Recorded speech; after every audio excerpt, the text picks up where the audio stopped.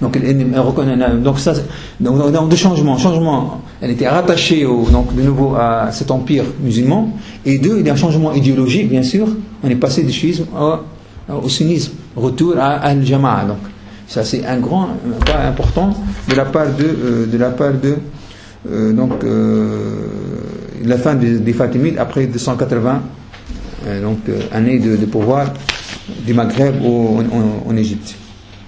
Donc des changements au niveau idéologique, du madhab, donc aussi au niveau de l'école, de la tendance, et changements au niveau donc politique. C'est important pour l'Égypte. On dit c'est un pays très stratégique comme l'Égypte. Il va être rattaché, ça fait partie à partir de cette date-là.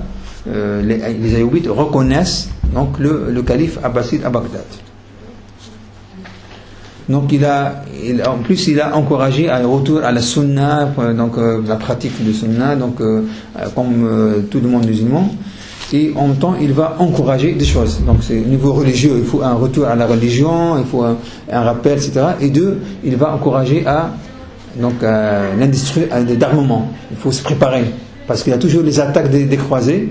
Donc il faut toujours se préparer. Lui, donc quelqu'un, on a des militaires, mais il est donc très pieux aussi en même temps. Donc quelqu'un qui aime beaucoup le djihad fi sabilillah, donc pour défendre la cause de l'islam, mais il est aussi connu par sa piété, quelqu'un qui fait toujours la salat al-jama'a, donc il n'a pas laissé salat al-jama'a avec la prière collective. Il est aussi donc quelqu'un, il a fait beaucoup, pendant des années, il fait la prière que dans collective, donc il n'a pas sauf s'il tombe malade, etc.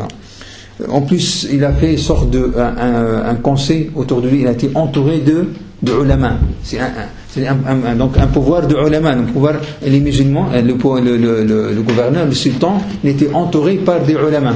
Pourquoi faire? Pour les consulter.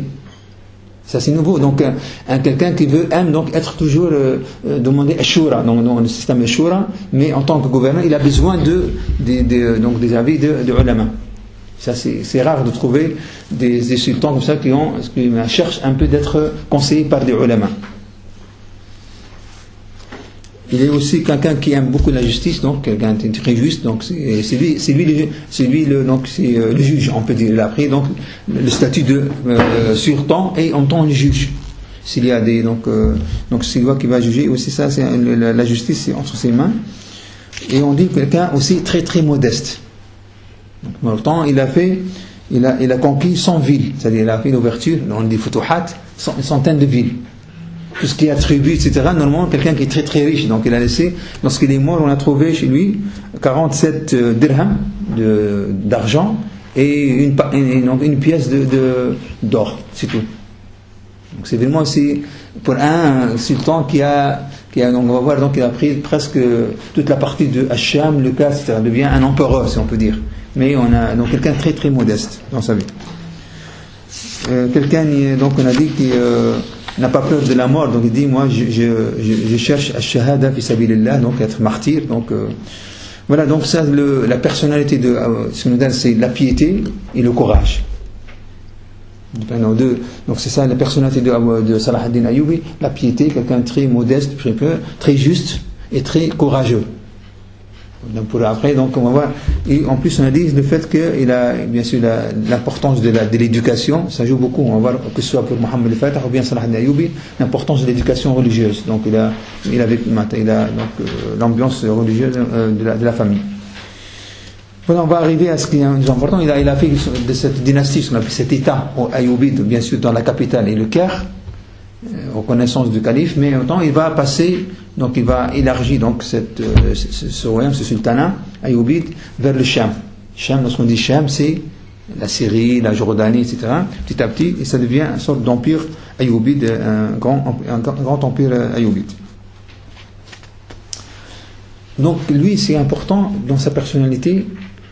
On a dit il ne veut pas sourire, même pas de sourire. Pourquoi? Il a dit tant que Jérusalem il est entre les mains des croisés, je ne veux pas rigoler, donc moi je suis à l'aise, etc., tout va bien. Il a ce souci de libérer Al-Quds, Jérusalem. Pour lui c'est un souci, donc il faut arriver, c'est un militaire, donc c'est quelqu'un qui est courageux, il dit je ne veux pas rester comme ça j'ai un souci, donc Jérusalem elle est entre les mains des mécréants, des gens qui donc ces croisés qui ont attaqué, ils ont donc bien sûr pris Al-Quds. Et donc il va préparer petit à petit donc se préparer à cette grande bataille, et il va bien sûr planifier pour cette grande bataille pour arriver bien sûr à la grande bataille qui s'appelle la bataille de Hattin. La bataille de Hattin qui aura lieu le 4 juillet 1187. Cette bataille de Hattin donc c'est à côté de Quds. Donc là il va attaquer donc les croisés, il va les vaincre. C'est la grande victoire de Salah ad-Din Ayyubi contre les croisés. Ce qui nous intéresse, lorsqu'il est entré à Jérusalem, comment il a traité les gens, ces chrétiens donc qui sont venus, etc. Il a dit, donc ça nous rappelle un peu le prophète sallallahu alayhi wa sallam lorsqu'il est entré la reprise de la Mecque. Il a dit vous êtes libres. Donc il était très très tolérant avec les gens, ces gens-là. Il n'a pas essayé de se venger, ou il a montré un comportement d'un musulman, le modèle d'un musulman qui ne cherche pas à se venger de ses ennemis. Au contraire, il a dit celui qui veut rester chrétien, qui reste. Donc il a ce qu'on appelle la liberté du culte. Et celui qui veut être avec les musulmans, soit les bienvenus, donc comme on dit. Et là c'est aussi, ça montre, il a donné l'exemple des chefs, de leaders musulmans, un leader qui donne donc qui est très pieux, qui respecte la diversité, la liberté de culte aussi des autres. Donc il va rester au pouvoir jusqu'à sa mort en 1993. Donc il a pris le pouvoir en 1974, et il est mort en 1993. Donc rapidement, je ne vais pas entrer dans les détails parce que ça prend plus de temps. 1173, 1174, 1193, le pouvoir. Entre-temps, il a pris le pouvoir, il a pris Jérusalem. Donc, Salah ad-Din Ayyubi, même pour les croisés, maintenant dans l'opinion occidentale actuellement, même s'il déteste Salah ad-Din Ayyub parce que c'est lui qui a pris Jérusalem, qui a repris donc etc.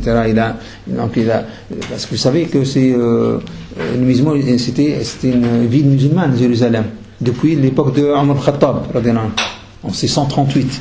Elle était ouverte, ce qu'on appelle l'ouverture, donc le Fath, l'islam à l'époque de Omar Khattab. Elle est restée sous l'autorité musulmane jusqu'à la chute lorsqu'il y a les croisades. Donc c'est lui, grâce à Allah et grâce à ses efforts, que Jérusalem, Quds, elle est revenue. Donc le Quds, c'est un symbole, c'est un lieu saint de l'islam, troisième lieu saint de l'islam, après la mosquée al-Haram, la mosquée à la Mecque et la mosquée du prophète sallallahu alayhi wa sallam. Donc c'est le troisième lieu saint de l'islam. En plus, c'est la première direction de l'Qibla pour le musulman.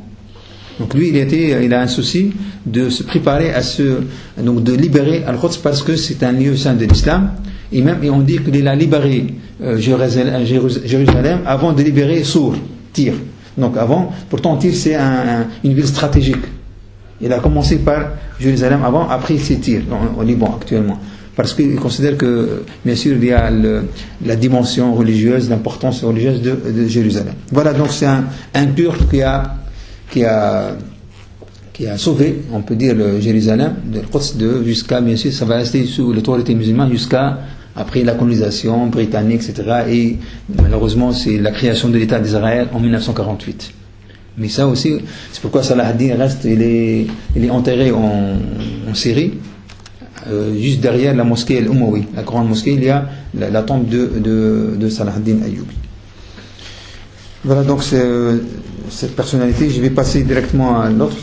Après on va faire la discussion si vous voulez plus de détails, Inch'Allah.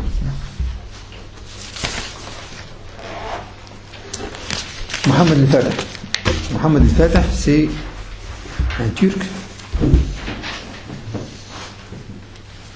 né le 29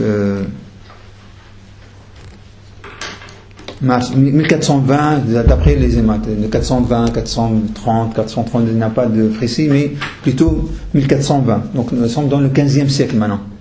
Avec Salah ad-Din Ayyub, c'était le 12e siècle, 1100, etc. Maintenant c'est le 15e siècle.